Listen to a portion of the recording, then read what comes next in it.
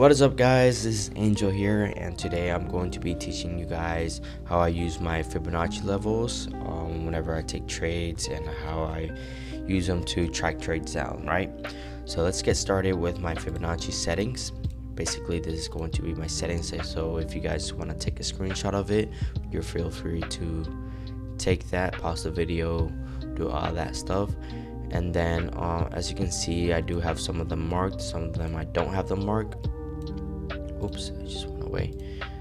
I don't have a mark. Like this one, I have the 0% marked, 0.382, 0.618, and so on, right? So you guys can take a picture of that, and also this is gonna be at the bottom of it. So let's get started. Basically, I'm gonna start from the top to the bottom of the fibs. Basically, first one we have is negative 61.8%. That's just gonna be my take profit number 2. It's really rare that I get to that point, especially because once I get to take profit number 1, it's really rare that I can be holding a trade for that long. Especially remember that the longer you hold a trade, the more risk there is involved into it. So that's gonna be take profit number 2, and then my take profit number 1 would be my negative 27%, which is down here. Majority of the times I do take profit there, especially either because I'm satisfied with the overall trade, with the overall risk to reward ratio, right? Or even with I'm satisfied with the amount of money that I made. So that's gonna be my take profit number 1, and then the 0% right here, that's gonna be my point B whenever I do my trades.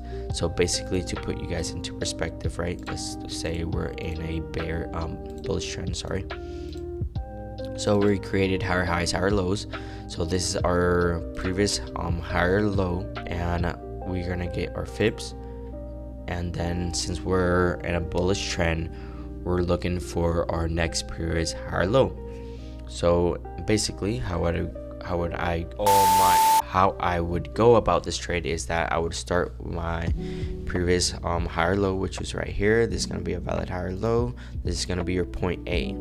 Point B, point A would be your 100%, and point B would be your 0%. Basically, your point B should be on a level of resistance where it created a level of higher high if it is on a bullish trend. If it's on a bearish trend, where the market created a level of lower low, vice versa. So let's say the market created a level of higher high right here, so it created a level of resistance up here. So that's going to be my 0%, which is going to be our point A. So we got point B, sorry. So we got our point A, which is 100%, and our point B, which is 0%.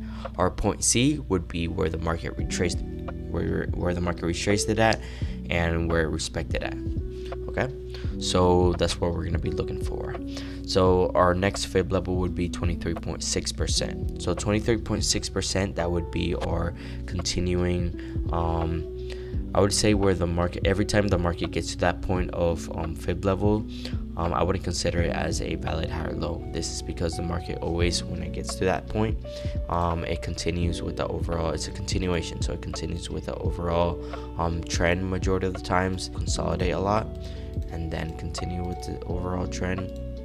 I've seen it like that, and it's a future 38.2% majority of the times as well. So for example, let's say the market came all the way to this 23.6%. I don't really take trades on this 23.6% because how much risk it is involved into it. Remember, the lower the market can retrace at, the less risk there is on the trade, because you got to remember that we're in a bullish trend, right? Overall bullish trend.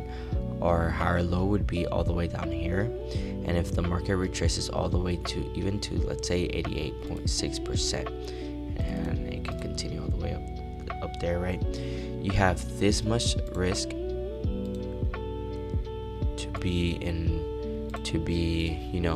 you're risking this much, because if the market goes all the way down here and it goes to our 110%, 120%, which is going to be the red fibs right here, fib levels, those are going to be our stop losses of where we know that the market broke structure or we're in the wrong when it comes to the trend. So Let's say the market gets all the way down here, then we know that the market broke. We broke of structure, we have a break of structure, and we're changing trends, you know. So it's better to risk this much than to risk, let's say the market gets to 23.6, than to risk this much, you know. There's a big difference in it. So let's get back to where we were, which is our 23.6 scenario. Let's say the market gets to this level and then continues on and goes to our take profit 1, right? So basically, when this happens, I don't delete my fib levels, and then I create this new point A and new point B. I don't do that, no guys, because remember, this is not a valid higher low because it respected that level of 23.6, which is a continuation. So I would just modify it. Oops. Hold up, guys. So I would just modify it. I would just change my 0% all the way to that new level of higher high. You know, that level of resistance where it created again. So let's say the market created a level of higher high right here, and then we put it all the way up here. So the market created a level of higher high right here, and then the market is retracing back once again, and let's say retrace back to this 38.2% and respected it and continues. Now this is a valid higher low. And why is that, you guys may be asking? That is because and it also has confluence. So this was a level of support, right? But on the overall structure wise, it wasn't it wasn't a valid higher low. So there is a level of support giving us even more confluence to take the trade, and now that 23.6 that used to be a 23.6 is now a future 38.2%. So giving us that higher low.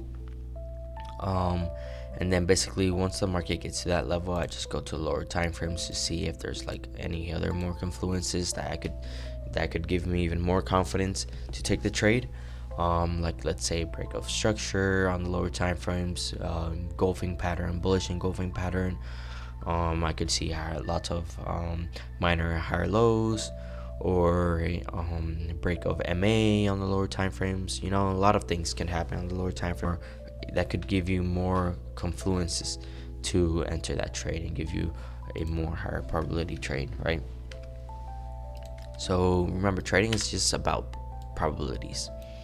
The higher probability there is doesn't mean they're gonna win the trade, but it gives you a higher chance and give you an edge over the market to win that trade, you know. But that's basically it when it comes to the 23.6%. So let's go back to our scenario, and then the next one would be 38.2%. These 38, so basically 38.2% fib levels all the way to 88.6%. I would call them as a valid higher low. Same goes with 100%. I would call them as a valid higher low, because let's say the market gets all the way down here, the market can respect it and it can continue on its bullish trend. It would just basically be a double bottom or double top, however you guys are looking at it, if it's a bullish or bearish trend. But it would be considered as a higher low as well. You know, it is still a higher low at the end of the day. So whenever the market gets to those points, it's like I said, there's less risk involved, meaning that those are the trades that you would more than likely be risking a lot more. All right, so and then we have our 110 and our 120 percent. Those are going to be, I have them colored as red, meaning they're going to be my stop loss or the point where I know that I'm in the wrong and the market is changing and we broke up structure. Let's say the market gets all the way down here to 100, even 120%, and we close all the way down here, then we have a break of structure because our previous valid higher low was broken, and we closed at the bottom, and now we would just delete this fib retracement, and then we would do our bearish fib retracements, which is going to be point A. Now it's going to be on the level of lower high, and our point B is going to be on that level of lower low, and then point C is just waiting on that retracement. So it could go even up here, go all the way up here, wherever the market goes, you know.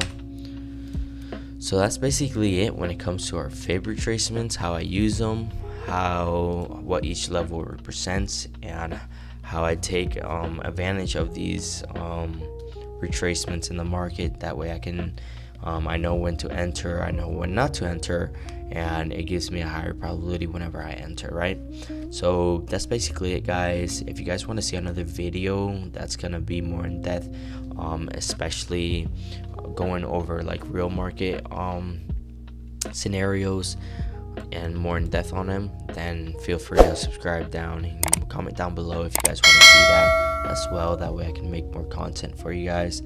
And that's basically it, guys. So I appreciate you guys for watching this video and for staying for this long, and thank you guys, and have a wonderful day. Peace.